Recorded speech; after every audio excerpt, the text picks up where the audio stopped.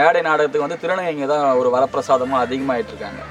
அவங்களுக்கு பல தொல்லைங்களை கொடுக்குறது, அப்புறம் நாடக கொட்டாய் பின்னாடி வந்து அவங்களுக்கு கேவலமாக சீன்றது. இந்த மாதிரி கவியரசர் கண்ணதாசன் சொல்லுவார், கலைவாணி மூலமாக வர மகாலட்சுமிக்கு தான் மதிப்பு அதிகம். அந்த நாடகத்தை கற்றுக்கணுன்ற ஆர்வத்தோடு வர எந்த பிள்ளையாக இருந்தாலும் கண்டிப்பாக அவங்களுக்கு நாங்கள் ஒத்துழைப்பு கொடுப்போம், உதவி செய்வோம். நீங்கள் இது ஆசிரியரா இல்லை நிறுவனர்? உரிமையாளர். இவர் தான் ஆசிரியர். ஸோ இவர் ஆசிரியர், நீங்கள் உரிமையாளர். நடிகனாக போகும்போது தான், உரிமையாளராக இருக்கும்போது கஷ்ட நஷ்டம் அவ்வளோ தெரியல. ஒரு நடிகனா இன்னொரு கம்பெனியில் போய் நடிக்கும் போது தான் அதனுடைய நெளிவு சுழிவு எவ்வளோ கஷ்டம்ன்றதெல்லாம் அனுபவிச்சு அந்த காலகட்டத்தில் நாங்கள் எங்கே போவோம், மழையில் நாங்கள் எங்கே ஒதுங்குவோம், எங்களுக்கு உண்டான ஒரு அரவணைப்பு இல்லாமல் போகுது. அதுதான் எனக்கு கஷ்டமே. இந்த கலைக்கூடத்திற்கு எங்கள் கலை குடும்பத்தின் சார்பாக மனமார்ந்த நன்றி தெரிவித்துக் கொள்கிறோம். நன்றி. ஐயா வணக்கம். வணக்கம். உங்களை பற்றி கொஞ்சம் அறிமுகப்படுத்திக்கிங்க. என் பேர் ஏழுமலை. ஏழுமலை நாடகம் மட்டும்னு சொல்லிட்டு ஒரு மேடை நாடகத்தை வச்சு நடத்திட்டு இருக்கோம். இவர் வந்து என்னுடைய குருநாதர், பேர் வந்து சுப்பிரமணியம்.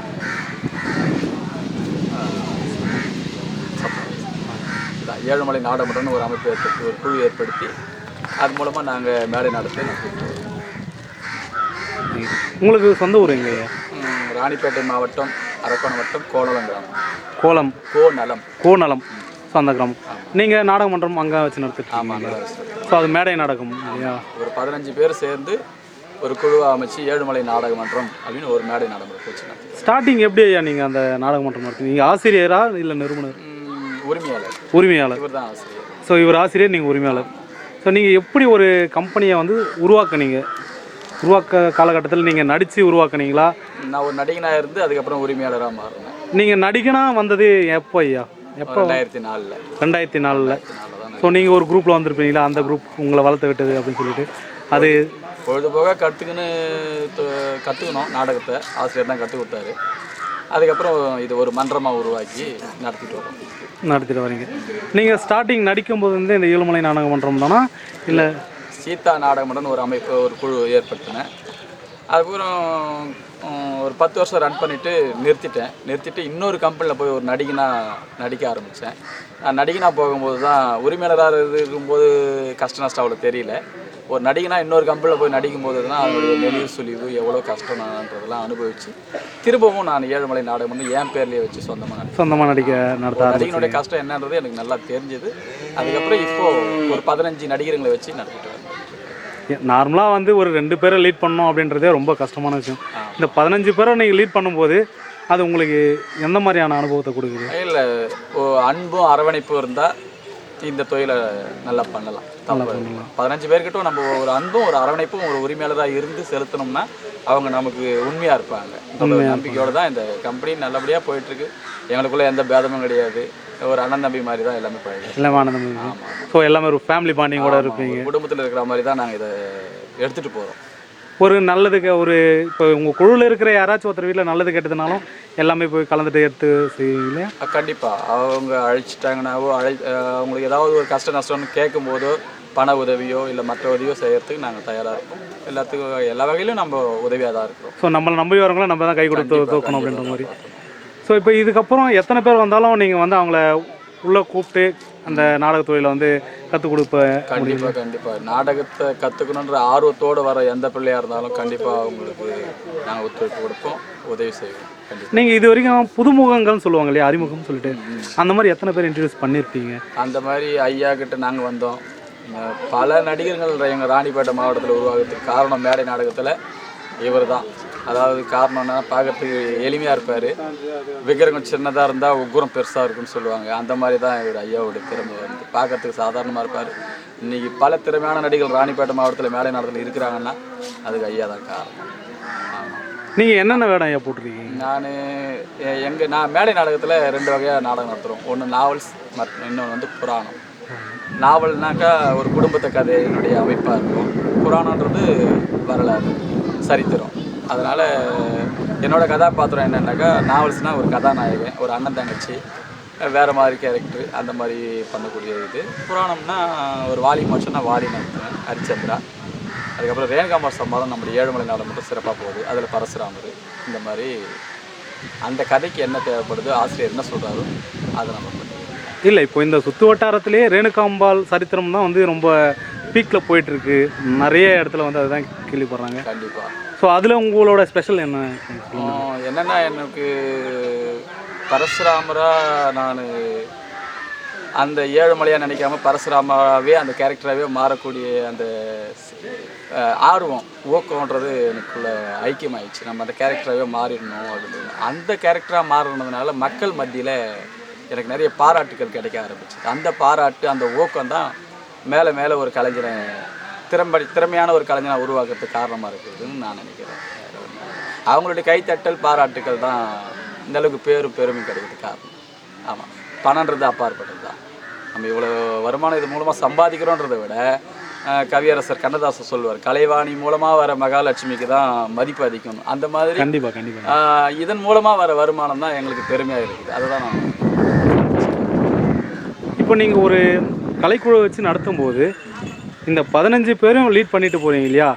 இப்போ வந்து நீங்கள் ஒரு மேடையில் ஏறும்போது இந்த 15 பேரில் யாராச்சும் ஒருத்தருக்கு இடைஞ்சல் ஏதாச்சும் ஒரு இடர்பாடு ஏற்படுத்தும் போது அந்த இடத்துல நீங்கள் எப்படி அதை ஹேண்டில் பண்ணுவீங்க? இதை நான் சொல்லணும்னா, இப்போது எனக்கே கூட அந்த மாதிரி ஒரு இக்கட்டான சூழ்நிலை எல்லாம் ஏற்பட்டுச்சு. என்ன காரணம்னா, நான் ஆசையாக வளர்த்தது என் அண்ணன் மகனை. நான் ஸ்க்ரீன் கட்டுற 10 மணி அந்த நேரத்தில் எனக்கு அவன் இறந்துட்டான்ற ஒரு செய்தி வருது. அந்த ஸ்க்ரீன் கட்டுற அந்த நிலைமையிலையும் அழுதுகிட்டே நான் அன்றைக்கி ஃபுல்லாகவே அந்த பரசுராமர் கேரக்டர் எல்லாத்தையும் முடிச்சுட்டு, நாடகத்தை முடிச்சுட்டு, எனக்குள்ள சோகத்தை அடக்கி வச்சுக்கிட்டு பொழுது விடிஞ்சு தான் என் அண்ணன் மகனை போய் சவத்தை பார்த்தேன். சின்ன வயசுலேருந்தே அவனை தூக்கி வளர்த்தேன், எல்லாத்தையும் செஞ்சேன். இந்த மாதிரி சூழ்நிலையில் மக்களுடைய எதிர்பார்ப்பை நாங்கள் பூர்த்தி செய்யணும், இந்த கலைக்குண்டான மரியாதையை தரணுன்றதுக்காக தான் அத்தனை சோகங்களையும் நாங்கள் உள்ளே அடக்கிக்கிட்டு ஒரு நகைச்சுவை நடிகனாக இருந்தாலும் சோகத்தை மறைச்சிக்கிட்டு அவனுடைய அதை வெளிப்படுத்துகிற அது வார்த்தைகளால் வர்ணிக்க முடியாது எங்களுடைய கஷ்டத்தை. மக்களுடைய அந்த திருப்தி ஏற்படுத்தணும், கலைக்கு உண்டான மரியாதை நமக்கு கொடுக்கணுன்றது தான் எங்களுடைய நோக்கமாக இருக்குமே தவிர மற்றதெல்லாம் அதுக்கு அப்பாற்பட்ட மாதிரி தான் நாங்கள் நினைப்போம். நீங்கள் கேட்ட மாதிரி ஒரு நடிகனுக்கு இக்கட்டான சூழ்நிலை அப்படின்னும்போது அவனுடைய சூழ்நிலை உணர்ந்து சில எவ்வளோ சீக்கிரம் அனுப்பி வைக்க முடியுமன்றதை பார்ப்போம். அப்படியும் இல்லை, அவனை நம்பி தான் அந்த கிராமத்தார் நாடகத்தை ஒப்பந்தம் பண்ணியிருக்கிறாங்கன்ற பட்சத்தில் அவன் அதை கலந்து அந்த நடித்து கொடுத்துட்டு அதுக்கப்புறம் தான் அவன் சொந்த வேலைக்கே போக முடியும். அந்த மாதிரி சூழ்நிலையில் தான் நாங்கள் இருக்கோம்.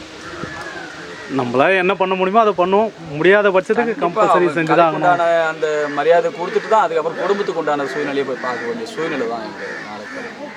இப்போ நீங்கள் ஒரு ஊருக்கு போகிறீங்க அப்படின்னும் போது அந்த ஊரில் இருக்கிறவங்க உங்களுக்கான பார்வைகள் எப்படி கொடுக்குறாங்க? அதுதான் முக்கியம். என்னென்னா, நாங்கள் நாடகம் ஒப்பந்தம் பண்ணுறாங்க, ஏழுமலை நாடகம் பண்ணுறோம், பெரிய எதிர்பார்ப்போடு பண்ணுறாங்க. அந்த எதிர்பார்ப்போடு நம்மளை வரவேற்கிறாங்க.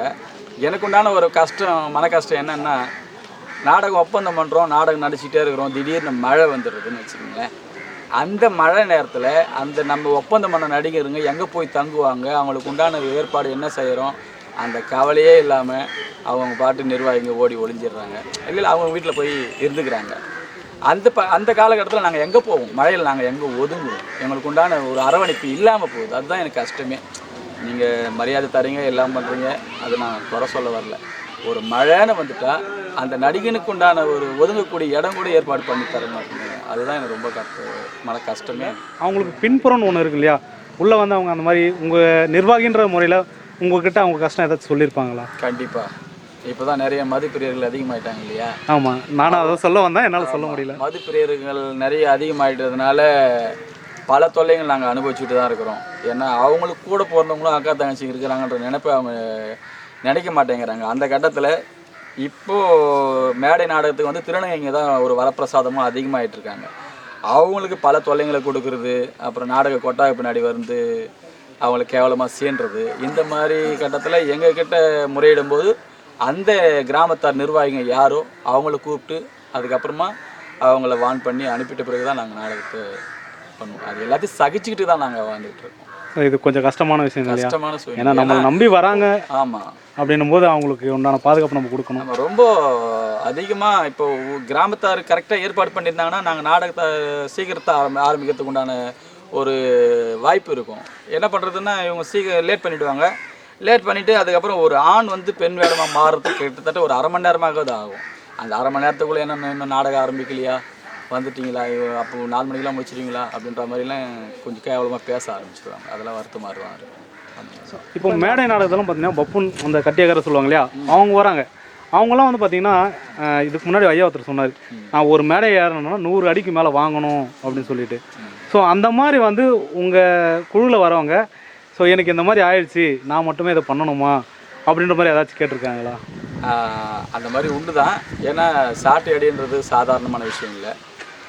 அந்த கலைஞனுடைய அந்த நகைச்சுவை அந்த தன்மையை மாற்றிடும். சில பேர் அடி உள்வாங்கிட்டாங்கனாக்கா அவங்க முகபாவனை வேறு மாதிரி ஆகிடும். அந்த கட்டத்தில் சில அடிகள் தவறி விழத்தான் செய்யுது. நம்மக்கிட்ட முறையிடும் போது சரி இந்த தவறு நடக்காமல் பார்த்துக்கலாம், ஏதோ தெரியாமல் நடந்திருக்கோம் அப்படின்ற மாதிரி சொல்லி தான் அதையும் தாண்டி தான் அவங்க அதை தாங்கி நடிக்கும். வரன்றது கண்டிப்பாக நடக்க தான் செய்யும், எல்லாம் இல்லை. ஸோ அதுக்கு மெடிக்கல் ப்ரிகாஷன் அப்படின்னு சொல்லிட்டு நீங்கள் ஏதாச்சும் வச்சுருக்கீங்களா, முன்னெச்சரிக்கை முதலுதவி அந்த மாதிரி நம்ம கம்பெனியில் எதுவும் இல்லை. அது இருந்தால் நல்லா தான் இருக்கும். நான் நினைக்கிறது உண்டு தான். ஏன்னா முதலுதவி பெட்டி இருந்தால் அது சில திடீர்னு ஸ்டேஜஸ் சரிஞ்சு விழுந்து போகுது. அந்த மாதிரி கட்டத்தில் நமக்கு அது இருக்கிறது நல்லா. நம்ம ஆளுங்களுக்கு நம்மளுக்கு பாதுகாப்பு நல்ல விஷயம். நான் கேட்குறேன் என்ன ஏன் நான் இது கேட்டேன் அப்படின்னா, நான் ஒரு இடத்துல பார்த்தேன். ஸோ அவங்க வெளிக்காட்டில் பாவனையில் வெளிக்காட்டில் ஸோ பின்னாடி பார்க்கும்போது அவங்களுக்கு அந்த தடம் தெரிய ஆரம்பிச்சுது, அடிப்பட்டு அந்த தடம் தெரிய ஆரம்பிச்சுது. ஸோ அந்த வலி அப்போ அவங்களுக்கு எந்த அளவுக்கு இருக்கும், ஆனால் அது அவங்க காட்டலை இல்லையா. ஸோ அப்போ அது எவ்வளோ கஷ்டம் கொடுக்கும் அவங்களுக்கு. கண்டிப்பாக. ஸோ அது நீங்கள் பார்த்துருப்பீங்களே, உங்கள் கூட இருக்கிறவங்க வந்து சொல்லியிருப்பாங்களே உங்களுக்கு. ஆமாம், அடிப்பட்டது ஒரு சாட்டை அடினால அடி வாங்கி நாங்கள் என்ன பண்ணுவோம்னா, இந்த முத்து வெள்ளைன்னு ஒரு வெள்ளை பவுட்ரு இருக்கும், முகத்துக்கு பூசுகிற பவுட்ரு. அது கொஞ்சம் ஓரளவுக்கு அந்த காயத்தை ஆற்றக்கூடிய சக்தி இருக்குது அந்த மருந்து. நாங்கள் அதையே கொஞ்சம் தடவிக்கிட்டு மருந்தாக பயன்படுத்திப்போம். அதனால இப்போது இதுக்கு முன்னாடிலாம் பஸ்ஸில் போயிட்டுருந்தோம், இப்போ தான் எல்லாருமே வேன் வச்சுட்ருக்குல்ல. அதனால் முதலுதவி பெட்டி இருக்கிறது நல்ல விஷயம். அதை வச்சுக்கலாம். அந்த பெருமை எனக்கு சேரும். நன்றி. இல்லை எப்போ இதனால் வரைக்கும் இந்த கலைத்துறையில் நம்ம தமிழகத்து சார்பாக முதலமைச்சர்கள் வந்து நாட்டை ஆண்டிருந்தாலும் எங்களுக்குன்னு எந்த ஆதரவும் இல்லாமல் தான் இருந்தோம். அப்படி இருக்கும் பொழுது ஒரு நாடக கலைஞனுடைய வலியும் வேதனையும் இப்படி தான் இருக்கும் அப்படின்றத ஒரு வீடியோ இதை எடுத்து எங்கள் வலியும் வேதனையும் வெளிப்படுத்தி எங்களுக்கு நல்லதொரு ஆதரவாக செயல்பட்டு கொண்டிருக்கின்ற இந்த ஆதி கலைக்கூடத்திற்கு என்னென்னைக்கும் மக்கள் ஆதரவு நிறைய இருக்கணும்னு வேண்டி இந்த கலைக்கூடத்திற்கு எங்கள் கலை குடும்பத்தின் சார்பாக மனமார்ந்த நன்றி தெரிவிக்கிறேன்.